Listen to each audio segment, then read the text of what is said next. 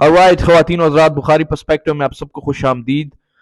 Bloch लोगों के बारे में मैं यहाँ पर आके उनके राइट्स के लिए एक मुकम्मल तकरीर कर सकता हूँ, जिसमें मैं सिर्फ और सिर्फ स्टेट को ब्लेम करूँगा, जिसमें मैं बलोच राइट्स के बारे में बात करूँगा और तकरीबन कोई 10 मिनट मैं यहाँ पर गुजार लूँगा और वीडियो ख़त्म हो जाएगी। आपको सिर्फ और सिर्फ ये सेंस कन्वे हो जाएगा कि जी बलोच लोगों के साथ काफ़ी जुल्म हो रहा है, लेकिन आपको अंडरस्टैंडिंग नहीं मिलेगी कि आखिर बलोच इस नहज पर क्यों आ गए हैं।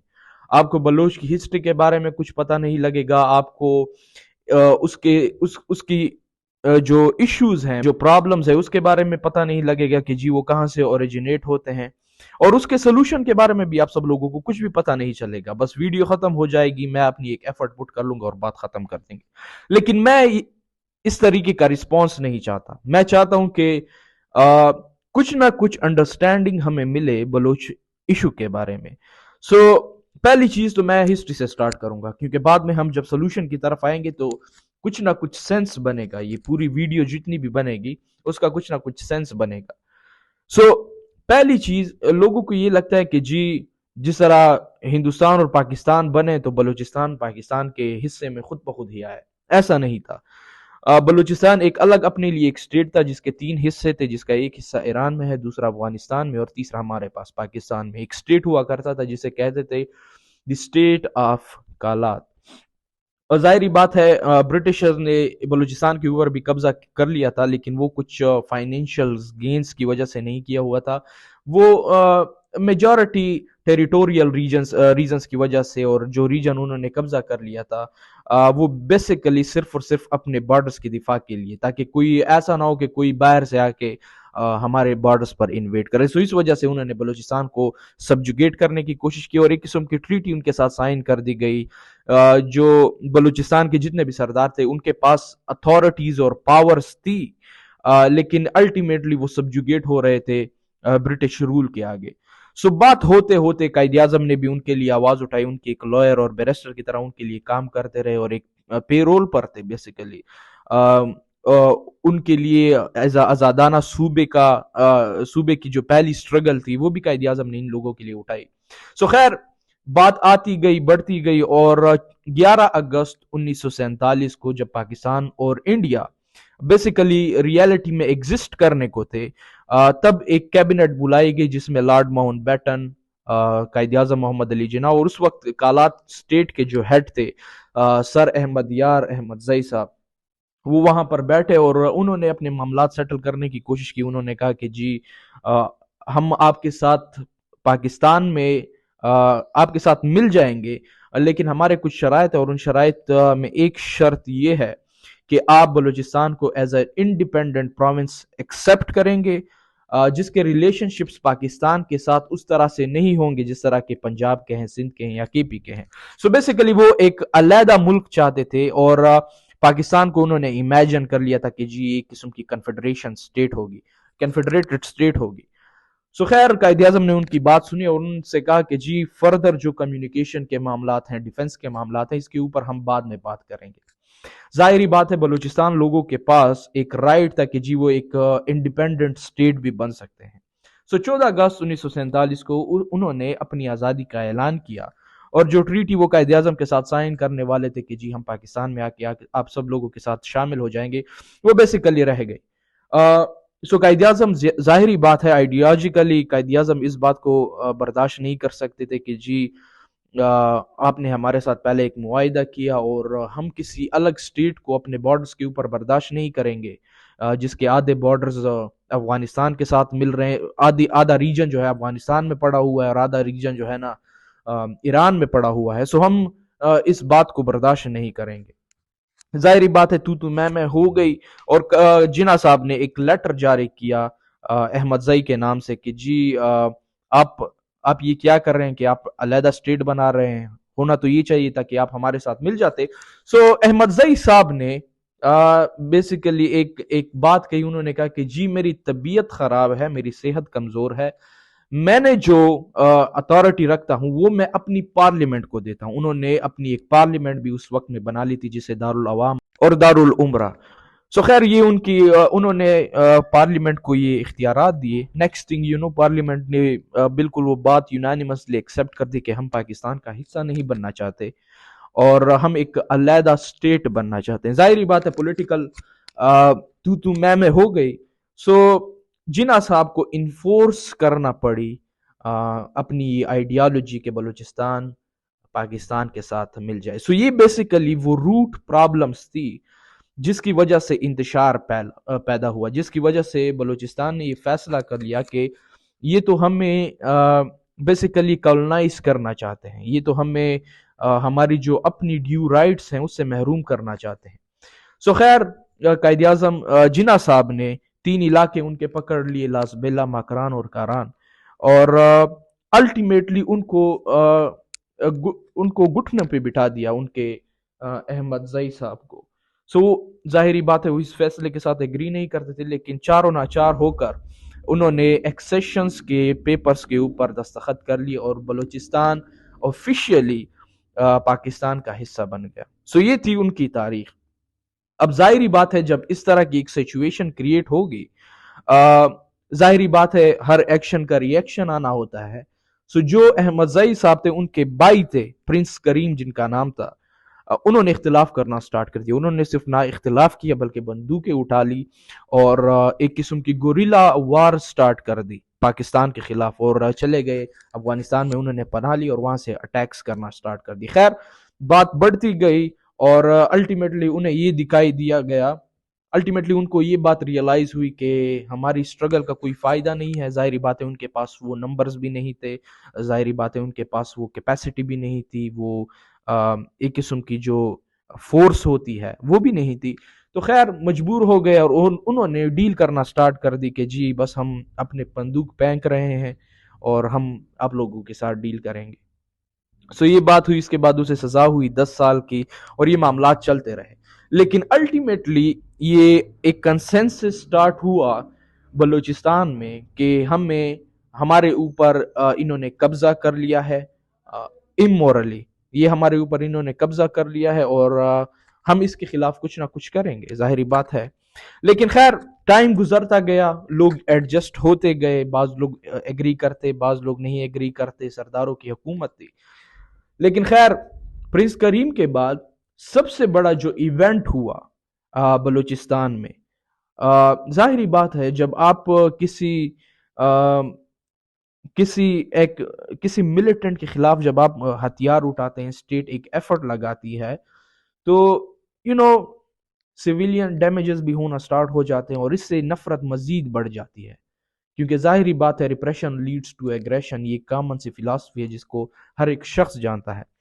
سو خیر 1955 میں 1 یونٹ کا پروگرام آیا. 1 یونٹ جب آئی ہر ایک شخص نے اس کی خلاف اپنی آواز بلند کرنا سٹارٹ کر دی کہ یہ کس طرح کی بات ہے کہ آپ ان تمام تر صوبوں کو 1 یونٹ کہہ رہے ہیں اور تمام تر کی ریپریزنٹیشن، یہ تو پھر الٹیمیٹلی ہم پنجاب کے سامنے لیٹ رہے ہیں، الٹیمیٹلی ہم اپنی آئیڈینٹی گوا رہے ہیں. اس کے خلاف بہت سارے لوگوں نے اسٹرگل کی، احتجاج کی، لیکن انہوں نے بات نہیں مانی اسٹیٹ ہمیشہ وہی کرتا رہا.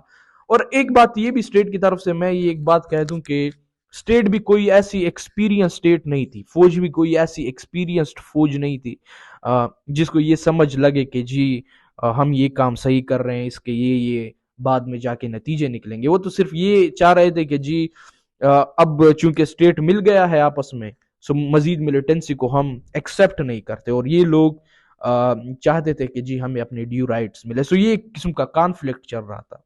بات آ کے پہنچ گئی مارشاء اللہ تک. مارشاء اللہ کے بعد نواب نوروز کے نام سے ایک شخصیت تھی جو کہ 85 سال ان کی عمر تھی، اور انہوں نے میجورٹی لائف انگریزوں کے خلاف لڑ کر گزاری تھی، اور ایک جانی مانی شخصیت ہے جس کے اوپر بلوچ لوگوں کو کافی فخر تھا اور ایک قسم کی یونٹی کا ایک سمبل تھے وہ نواب نوروز. سو خیر انہوں نے چونکہ یہ ڈیمانڈ کی کہ جی اس 1 یونٹ کو آپ ختم کریں، بات نہیں مانی گئی اور بات جاتے جاتے ایک گوریلا وار کی طرف بات چلی گئی. وہ پہاڑوں کے اوپر چڑھ گئے، جنگیں وغیرہ سٹارٹ ہو گئی، لوگ مزید معاملات خراب ہوتے گئے کیونکہ وہ لوگ پش کر رہے تھے کہ ہم کسی نہ کسی طریقے سے آزاد ہو جائیں، ہم کسی کے سامنے سبجوگیٹ نہ ہوں. سو وہ پہاڑوں کے اوپر چڑھ گئے، وہاں سے اپنی کاروائیاں جاری رکھی. ظاہری بات ہے ملٹری کو بھی اس سے نقصان ہوئے، عام سویلین کو بھی اس سے نقصان ہوا، اور جو ان کے ملیٹنٹ گروپ تھے اکارڈنگ ٹو دا اسٹیٹ ان کو بھی نقصان ہوا. سو خیر ان کو ان سے یہ بات کی گئی کہ جی ہم آپ کے ساتھ کچھ نہ کچھ ریلیکسیشن کر لیں گے، ہم آپ کو معاف کر دیں گے، آپ اپنے یہ جتنی بھی باتیں ہم وہ ان کے ساتھ ایگری کر لیں گے، آپ نیچے آ جائیں، اس وار کو ختم کریں. انہوں نے بات نہیں مانی تو پھر ان کے کزن تھے، ان کے ہاتھ میں قرآن مجید دیا گیا کہ جی آپ ان کو قرآن مجید کی قسم اٹھا کے دے کہ جی اسٹیٹ جو ہے نا مزید آپ لوگوں کو سبجوگیٹ نہیں کرے گا، آپ کی باتوں کو مانا جائے گا اور ہم اس کے اوپر ڈسکشن کر لیں گے مل بیٹھ کے. سو خیر وہ پہاڑوں سے نیچے آئے، جیسے ہی نیچے آئے اسٹیٹ نے انہیں پرزنر بنا دیا، ان کے دو قریبی ساتھیوں کو پھانسی کے اوپر لٹکا دیا اور ان کو عمر بھر کی سزا دے دی. اس سے مزید ریوولٹ بڑھا، اس سے مزید لوگوں میں بلوچ یونٹی بڑھنا سٹارٹ ہو گئی کہ یار یہ پورا اسٹیٹ ہماری بات کو ایکسپٹ نہیں کرنا چاہتا، ہم سے ڈپلومیٹکلی بات نہیں کر سکتا، ہمارے اوپر فوراً لیبل لگا دیتا ہے کہ جی تم لوگ ٹریٹرز ہو، غدار ہو، حالانکہ یہ ہمارے ریسورسز یوز کر رہے ہیں. سو خیر بات بڑھتی گئی. اور ایک بات میں یہاں پر کہہ دوں کہ ہماری سوسائٹی میں اس بات کو کافی طول دیا جاتا ہے کہ جی کوئی بندہ ایگریسو ہے نا تو اس کو بڑا لوگ مانتے ہیں کہ جی بندہ غصہ کرتا ہے، بڑا کمپیٹیٹیو ہے اور ایگو کو ہمیشہ پروٹیکٹڈ رکھتا ہے، اوروں کے اوپر اپنی ایگو کو مسلط کرواتا ہے. لیکن میں سمجھتا ہوں کہ یہ انتہائی احمقانہ قسم کی بات ہے، کیونکہ میرے سامنے جو سب سے ایک اٹریکٹیو خوبی ہوتی ہے کسی بھی لیڈر میں، کسی بھی سچویشن میں، وہ ہے کسی شخص میں ڈپلومیسی ہو، بغیر غصے کے، بغیر ڈس ایگری ہونے کے آپ کسی کے ساتھ ایک معاہدہ کر لیں، اپنی بات اس کو منوا دیں اور جس سے آپ کا بھی فائدہ ہو، اس شخص کا بھی فائدہ ہو، ایک بیچ کا راستہ نہیں. یہ سب سے ایک اٹریکٹیو کوالٹی ہوتی ہے کسی بھی شخصیت میں، کسی بھی ادارے میں. لیکن ظاہری بات ہے چونکہ اس وقت ملٹری کا دور تھا اور ملٹری صرف اور صرف چیزوں کو فتح کرنا جانتی ہے، چیزوں کے لیے مرنا اور مارنا جانتی ہے. سو ظاہری بات ہے جب پولیٹیکل ایک ایسی اسٹیٹ نہیں ہوگی تو کرمبل کریں گی بہت ساری چیزیں، لوگوں کے سامنے انتشار مزید بڑھے گا، لوگ آپ اپنے لوگوں کو اپنے لوگوں کے خلاف کریں گے اور ایک قسم کی نیشنلٹی کی ہوا آپ اسے دیں گے جو کہ کافی مسئلہ بن جاتا ہے. خیر سو یہ باتیں ہوئی، مزید ایک قسم کی انسرجنسی ہوئی بلوچستان میں اور مزید لوگ مارے گئے، مزید یہ ریوولٹ بڑھتا گیا. اب بڑھتے بڑھتے یہ بات آ گئی کہ بھٹو صاحب کا دور آ گیا. بھٹو صاحب جو کہ لیفٹسٹ مانے جاتے تھے انیشیلی، ان کے دور میں چونکہ بنگلہ دیش علیحدہ ہوا تھا، ان کے دل میں یہ ڈر تھا کہ اگر ہم ان کو رائٹس دے دیں گے بلوچستان کو تو یہ بھی اپنی علیحدگی کی جدوجہد سٹارٹ کر دیں گے اور گریجولی اور ویری سون یہ لوگ ہم سے علیحدہ ہو جائیں گے، جو کہ وہ نہیں چاہتے تھے. سو انہوں نے 6 مہینوں کے اندر اندر 2 پروونشل اسمبلیز گرا دی. جب گرا دیں کیا آپ نے اسمبلیز بھی گرا دیں تو لوگوں میں مزید اشتعال پیدا ہوا کہ جی آپ ہم سے تو جو ہمارا ملیٹریلی ایک سٹرگل تھی آپ چلو اسے لیبل کر دیں جس طریقے سے بھی آپ لیبل کر، لیکن آپ نے ہم سے ہمارا ایک پولیٹیکل رائٹ چھین لیا. تب مزید لوگوں میں اشتعال پیدا ہوا، تب مزید لوگ خلاف ہوئے اس اسٹیٹ کے. سو یہ جو پورا کانسیپٹ ہے بلوچستان کا، یہ جو آج کل ہم دیکھ رہے ہیں، یہ سیڈز تھے، یہ ایونٹس جو تھے، یہ سیڈز تھے. انہوں نے کیا کیا کہ بجائے اس کے، چونکہ ظاہری بات ایک پولیٹیکل شخصیت تھی، بجائے اس کے کہ وہ لوگوں کے ساتھ پولیٹیکلی ڈسکس کر دیں، ان کی وہ بھی ایک ڈیموگاگ قسم کی ایک پرسنالٹی تھی، تقریریں کیا کرتے تھے، وہ جذباتی تقریریں اور ایک قسم کی پرسنالٹی کو آپ کے اوپر تھوپنے کی کوشش کی جاتی تھی. سو انہوں نے بجائے اس کے کہ لوگوں کے مسئلے سالو کرے، انہوں نے بیچ دیا جنرل ٹیکا خان کو ان کے پاس. اور ٹیکا خان کی اپنی ایک ہسٹری ہے، انہوں نے جو بنگال میں کیا وہ بھی اپنی ایک تاریخ رکھتا ہے، وہ ظلم، دہشت، وہ لوگوں کے ساتھ زیادتی، وہ ایک اپنی ایک تاریخ رکھتی ہے. سو انہوں نے جنرل ٹیکا خان کو وہاں پر بھیجا کس چیز کے لیے؟ تاکہ بلوچ لوگوں کو یہ جو رائٹس نکل رہے ہیں، بلوچ لوگ جو اپنے رائٹس کی ڈیمانڈ کر رہے ہیں، انہیں کنٹرول کر دے. اور انہوں نے کنٹرول کیسے کیا؟ انہوں نے کنٹرول کیا تھرو گن. انہوں نے کنٹرول کیا through the barrel of his gun. اور بہت سارے لوگوں کی جانیں اس میں گئی، سویلین جانیں گئی، ملیٹنٹس کی جانیں گئی، بہت سارے فوجی اس میں ہلاک ہوئے، اور مزید اس جلتی میں تیل پھینکا گیا. سو یہ تو تھی. اس کے بعد جنرل ضیاء آئے. جنرل ضیاء کی اپنی ایک تاریخ ہے. سو خیر چیزیں ایک سٹیپ آگے جاتی، دو سٹیپ پیچھے چلی آتی، ایک سٹیپ آگے دو سٹیپ پیچھے. اور ہوتے ہوتے ایسی ایک سچویشن کریٹ کر دی گئی کہ جو بلوچستان کے اپنے پولیٹیشنز تھے، ان کے سردار تھے، انہوں کو ایسے پپٹس کی طرح بنایا گیا، ایسے پپٹ سامنے لائے گئے جو صرف اور صرف اسٹیبلشمنٹ کی بات کو مانتے تھے، جو صرف اور صرف ان لوگوں کے لیے ہی کام کرتے تھے جو ان کے پیٹ کو سنبھالتے ہیں. وہ بیسیکلی ٹاؤٹس تھے. جس طرح کہ آج کل کے دور میں ہم بہت سارے ٹاؤٹس نہیں دیکھتے، ایسے ایسے نمونے ہوا کرتے تھے. سو خیر لوگوں نے یہ فیل کیا کہ ہمارے پولیٹیشین ہماری بات کو نہیں کرتے، ہمارے جو ملیٹنٹس ہیں وہ تو آلریڈی غدار ہیں، ہمارے رائٹس کو مسمار کیا جا رہا ہے. سو ہم کریں کیا؟ سو خیر سردار عطا اللہ مہنگل جیسی اور بگٹی جیسی شخصیات آئیں جنہوں نے لوگوں کو کنٹرول کرنے کی کوشش کی. اور بگٹی کے بارے میں کہتے ہیں، نواب بگٹی کے بارے میں کہا جاتا ہے کہ وہ سب سے ڈپلومیٹک شخصیت تھے، سب سے زیادہ ڈپلومیٹک. ان کو اپنے ہی لوگ ہیٹ کیا کرتے تھے اس بارے میں کہ جی ہمارے ساتھ یہ ہو رہا ہے اور آپ پھر بھی حکومت کے ساتھ ہاتھ ملانے کی بات کر رہے ہیں. سو انتہائی ڈپلومیٹک شخصیت.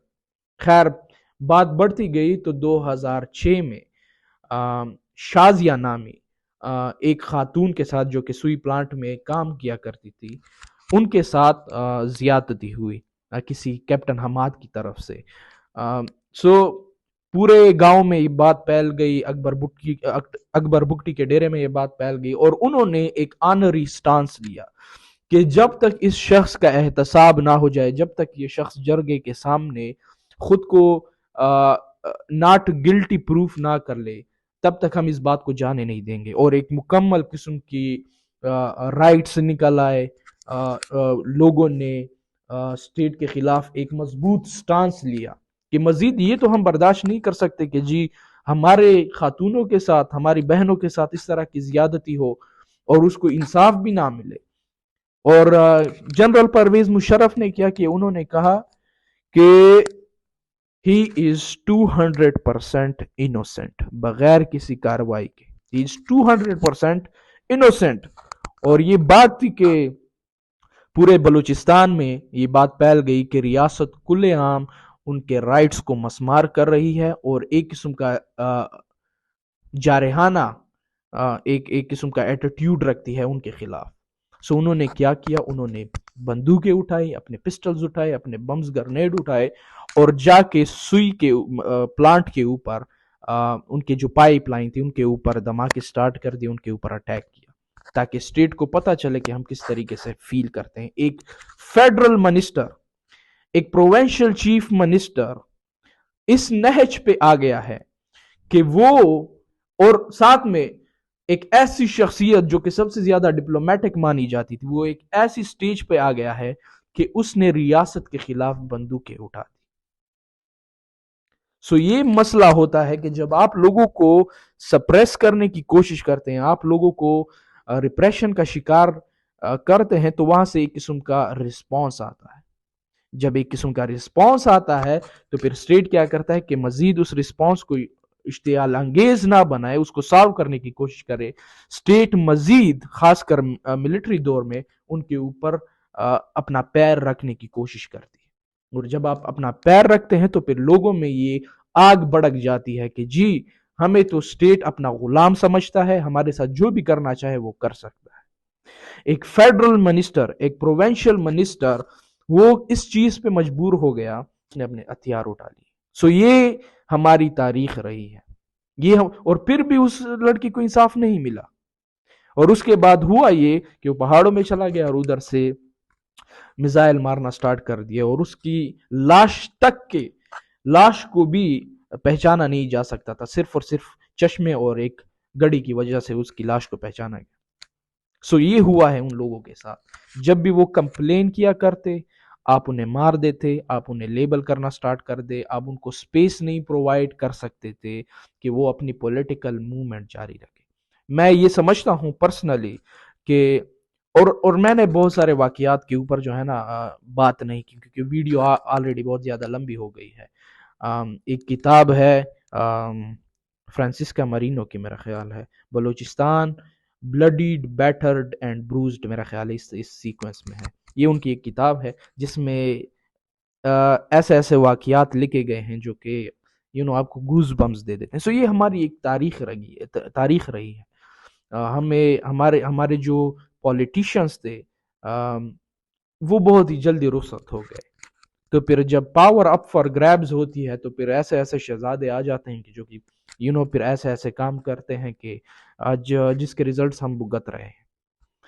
सो खैर ये मिलिटेंसी, और उसके बाद BLA मजीद पावर में आई, उनके मिलिटेंट ग्रुप मजीद पावर में आए, और उन्होंने मजीद एक किस्म का रिस्पांस स्टार्ट कर दिया स्टेट के खिलाफ। उसके बाद मिसिंग पर्सन का जो इशू है, जिसकी वजह से आज महारंग बलोच और उनके जितने भी उनके साथ जितने भी फैमिलीज आई हुई हैं इस्लामाबाद में, इसी रीजंस की वजह से वो वहां पर बैठे हुए हैं कि उनके भाइयों को, उनके वालिदैन को, उनके उनके वालिद को उठाया जाता है और कोई पता नहीं होता कि वो कहाँ पर है। एटलीस्ट हमारा कॉन्स्टिट्यूशनल राइट तो है, अगर हमारे बंदे ने कोई जुर्म किया हुआ है एटलीस्ट आप उसे अदालत में ही पेश कर दें, एक्स्ट्रा जुडिशियल किलिंग तो उसकी ना करें। सो वैलिड रीजंस थे, मैंने जितनी भी आपको एक हिस्ट्री बताई ये वैलिड रीजंस थे, जिसका अल्टीमेटली सही है, मिलिटेंट्स के साथ आप लड़ना चाहे आप लड़ लें, लेकिन उसका इम्पैक्ट किन लोगों के ऊपर पड़ता है? उसका इम्पैक्ट पड़ता है आम आवाम के ऊपर, आम सिविलियंस के ऊपर, और सिविलियंस के दिल में फिर नफरत पैदा होती है अपनी स्टेट के खिलाफ। लेकिन फिर भी इसके बावजूद भी महारंग बलोच ने एक पीसफुल प्रोटेस्ट स्टार्ट की 6 दिसंबर से, और पहुंचते पहुंचते महीना बाद तकरीबन या 15 दिन बाद वो इस्लामाबाद पहुंचे अपने राइट्स मांगने के लिए। लेकिन स्टेट ने उसका इस्तकबाल किस तरीके से किया?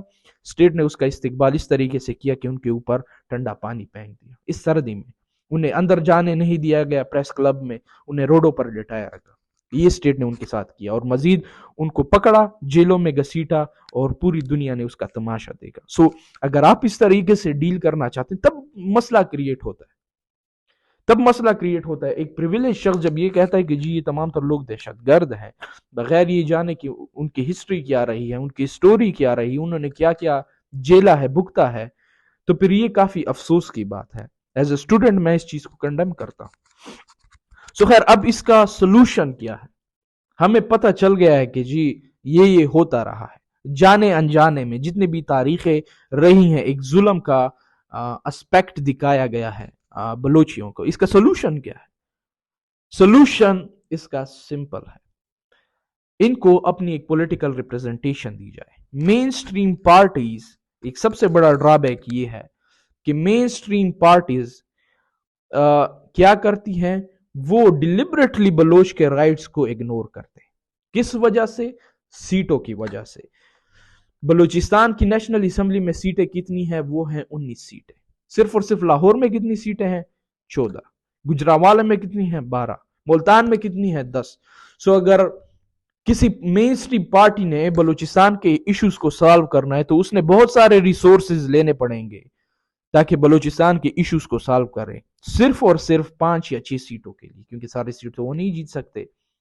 सो इसके बजाय वो फिर समझते हैं कि अगर हम बलूचिस्तान के ऊपर सारी मेहनत कर लें, इससे बेहतर तो ये है कि हम जाके लाहौर में इतनी मेहनत कर लें, हमें एटलीस्ट इजीली हमसे 8 सीटें जीत लेंगे, गुजरावाला में मेहनत कर ले 3 सीट, हमें एटलीस्ट इतने बड़े बड़े मसले के साथ डील तो नहीं करना पड़ेगा। सो ये एक स्ट्रक्चरल प्रॉब्लम भी है जो बलोचियों को मजीद सबजुगेट कर रहा है। एक स्ट्रक्चरल इशू भी है, हमें इस स्ट्रक्चरल इशू को भी सॉल्व करना पड़ेगा, क्योंकि आप सीटें जो है ना आबादी के लिहाज से देते हैं, आप सीटें जो है ना लोगों को इस वजह से देते हैं कि उनकी आबादी कितनी है, और जाहिर बात है बलोच लोगों की आबादी इंतहाई कम है, तकरीबन 70 लाख ٹوٹل بلوچستان میں بلوچ لوگوں کی آبادی ہے، جس میں سے اگر ایز اے ہول دیکھیں 1.23 کروڑ سم تھنگ بنتی ہے، اور 70 لاکھ بلوچی ہیں، اور اس میں باقی جو ہیں وہ پٹھان ہیں، زہریز ہیں، اور ہزارہ کے لوگ ہیں، سندھیز ہیں، اور اس میں کچھ پنجابی بھی ہیں. سو خیر، یہ تو ہمارا ایک اسٹرکچرل ایشو ہے جس کو ہم نے ڈیل کرنا پڑے گا، کیونکہ 70 سالوں سے ہم نے اس ایشو کو ڈیل نہیں کیا. اگر مزید ہم اس ایشو کو ڈیل نہیں کریں گے تو مزید عام لوگوں کے اندر، اب تک تو یہ تھے کہ جی وہ لوگ ظاہری بات ایجوکیٹڈ نہیں تھے تو زیادہ سے زیادہ وہ یہ کر سکتے تھے کہ اپنے ہتھیار اٹھا دیں. آج کل کے اربن جو ایجوکیشن بڑھ رہی ہے، وہ پھر ہتھیار نہیں اٹھائیں گے، وہ مزید پروٹیسٹ کریں گے اپنی آزادی کے. اور جب آپ ان کے اوپر بھی ہتھیار یوز کریں گے، آپ ان کو بھی سبجوگیٹ کرنا سٹارٹ کر دیں گے مہرنگ بلوچ کی طرح یا کسی اور کی طرح، تب مزید ایشوز بڑھیں گے، تب مزید اس طرح کے ایشوز بنیں گے جو کہ ہمارے لیے شرم کا باعث بنے گی. ہماری تاریخ اسے کبھی بھی نہیں بھولے گی. اور سردار عطا اللہ مینگل صاحب کی ایک بات مجھے یاد پڑتی ہے کہ وہ کہا کرتے تھے کہ بلوچستان کی مائیں اپنے بچوں کو اسکول نہیں جانے دیتی، کیونکہ وہ جانتی ہیں کہ اگر وہ اسکول چلا گیا، پڑھے گا، اپنے رائٹس کے بارے میں سیکھے گا، اور کل کو اپنے رائٹس مانگے گا، اور جب اپنے رائٹس مانگے گا، پاکستان کی اسٹیٹ انہیں رائٹس نہیں دے گی، اور ان کے ساتھ وہی ہوگا جو اب تک لوگوں کے ساتھ ہوتا آ رہا ہے، جو کہ انتہائی افسوسناک بات ہے. سو مجھے امید ہے کہ اسٹیبلشمنٹ لوگوں کے دکھ درد کو اب سمجھ پائے گی، وہ جانچ پائیں گی کہ ہو کیا رہا ہے گراؤنڈ لیولز پر. اس سے متاثر کون لوگ ہو رہے ہیں؟ ملیٹنسی کی وجہ سے متاثر ہو رہے ہیں عام شہری، جو کہ صرف اور صرف یہ چاہتے ہیں کہ ان کا بچہ پڑھے، علم حاصل کرے، اپنے آس پاس لوگوں کے لیے کچھ نہ کچھ کر پائیں.